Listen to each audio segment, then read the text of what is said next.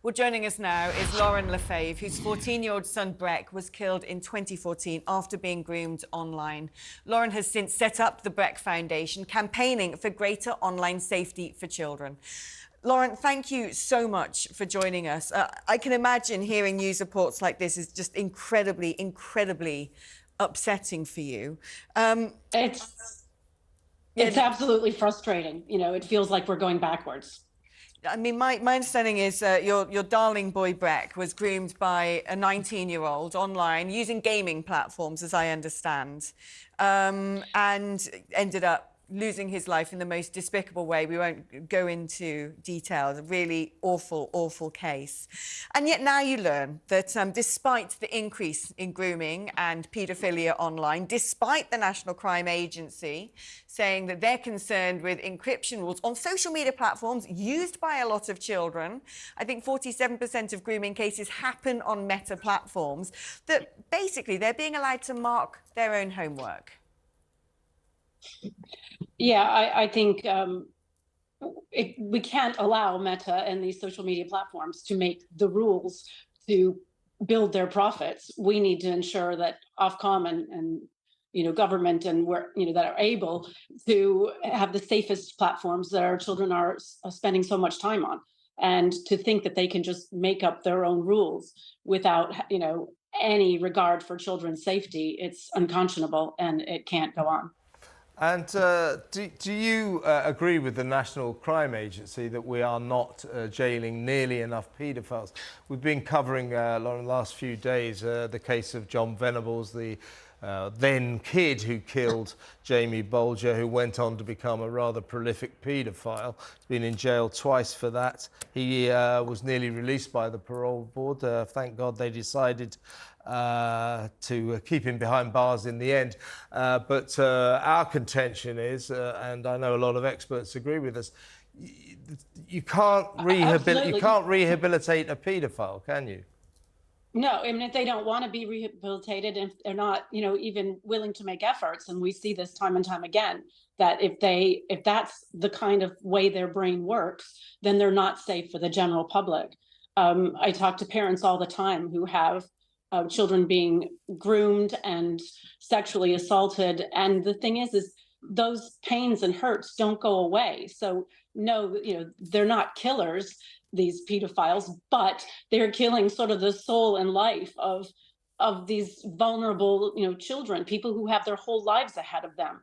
So I do think we need to be much stricter on this behavior, because it's not just one child here and there.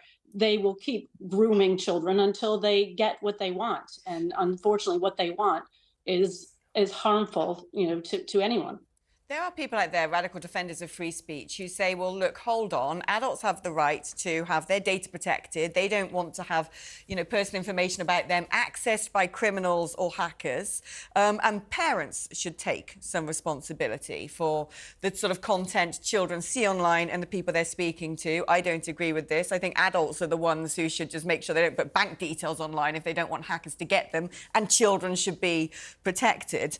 My understanding is, with your little boy, you actually had inclination that he was being groomed or manipulated by an older man, and tried to do something about it. An older man, actually, who had faced previous charges for... Yeah, I mean, being a parent, is very difficult of teenagers, because no matter what sort of parental controls I had put on in earlier years, Breck was very tech savvy in his, coming even before his teens, but also the predator was helping him to deceive me. So I was well aware that he was gaming with someone in his school friendship group, but there was someone there running that gaming group that we didn't know, and other parents weren't aware. And when I tried to make them aware, they kind of wanted to brush it under the carpet.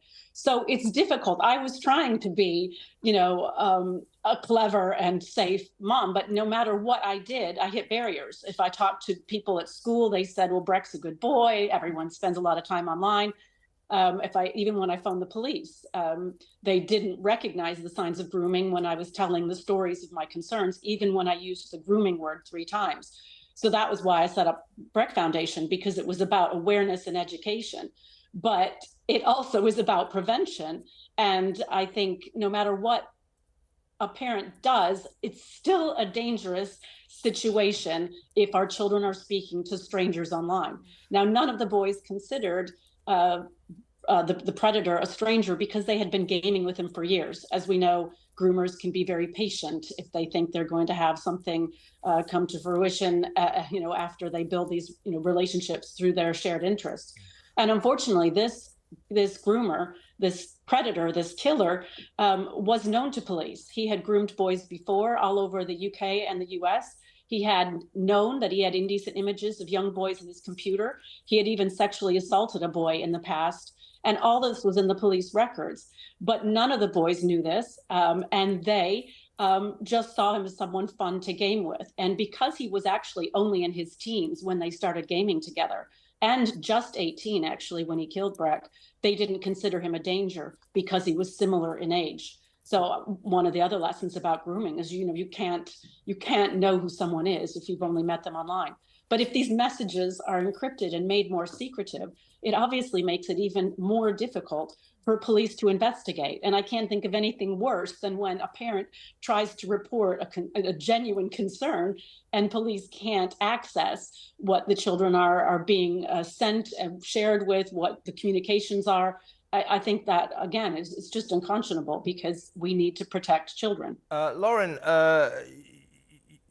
we all agree, I think, that the idea that 80% of paedophiles, convicted paedophiles, don't get sent to jail, there's a problem there. I think we need to be tougher on these people. They are inveterate dangers to children. But in terms of Meta and social media sites, I mean, privacy is important. What do you think, in order to balance the need for privacy and also the need to protect children, what should Meta and other sites be doing? I feel that social media companies have to answer to police when police need to gather information for investigations. There's no way that a child's privacy should be protected when they're being approached online by someone wanting to do them harm. So we need to prioritize what's more important, allowing them to run their company as they wish and have profits, or to force them to put safety first. And having encrypted messages where children are concerned is never going to be a safe setting or environment for them. Yeah, and Lorin, briefly before we let you go, the government, of course, introduced the online safety bill. And there's consultations about to go on. I'm going to be part of them, actually, discussing topics such as this, about how that bill can be applied moving forwards. Are you happy enough with what the government are doing? Have they gone far enough in your point of view? I think, the problem is there's such big issues, and people that don't understand how important these issues are. This is not about my son, Breck. This is about children everywhere. No, we need government to go further, and we need to ensure that the act is followed through. We can't just have changes here and there to suit other organizations.